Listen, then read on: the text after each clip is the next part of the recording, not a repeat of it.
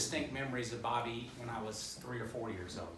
So it's a pretty special thing to get to do. So I'm very pleased to get to do that. I would say this, I don't think it's an accident that Christ's first recorded miracle was at a wedding. I think that as we look at the world and lots of its problems, and we look at the biblical model of marriage, there's no question that it is the foundation of our society and of the Christian faith. So I'm very fortunate to help put a block into that foundation today. Bob and Jessica, are you all prepared to take your vows? We are. Okay. I am.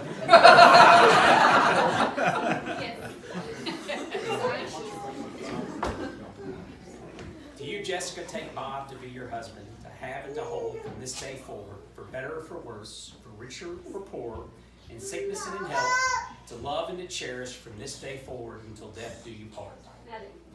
Bob, do you take Jessica to be your wife, to have and to hold from this day forward, for better or for worse, for richer or for poorer, in sickness and in health, to love and to cherish from this day forward until death do you part? I do. So you can take a break a second. So,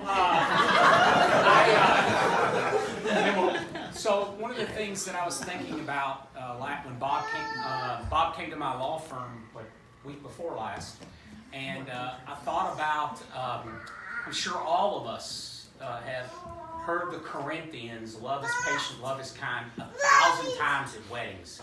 The one thing I wanted to leave with Jessica and Bob today is actually that passage has nothing to do with the love that you all have. That is agape love, which is loving someone like, just because you choose to love someone. Loving your enemy. So you might not even like the person. It's also indicative of God's love, because it's choosing to love somebody. Other examples in the Bible of love are, there's like the way you would say that Bob loves Bud Light. There would be another, or Keith Cox, loves the UK Wildcats. The other example would be a friendship love. But the love that you all represent is a totally different love. And I'm going to read. And for those of you that are familiar with this book, don't worry. I know there are young kids here, so we're only going to read parts of Song of Songs. But that is the greatest description of the type of love that's described between a husband and wife. And I want to read you that passage. But then I also want to encourage both of you to read the entire book together, because I promise you, if you model yourself after Beloved and Solomon, things are going to go real well for you. So let me read this, which is in the Song of Solomon in the 8th chapter. Who is coming up from the desert, leaning on her lover? Under the apple tree I roused you. There your mother conceived you. There she who was in labor gave you birth. Place me like a seal over your heart, like a seal on your arm.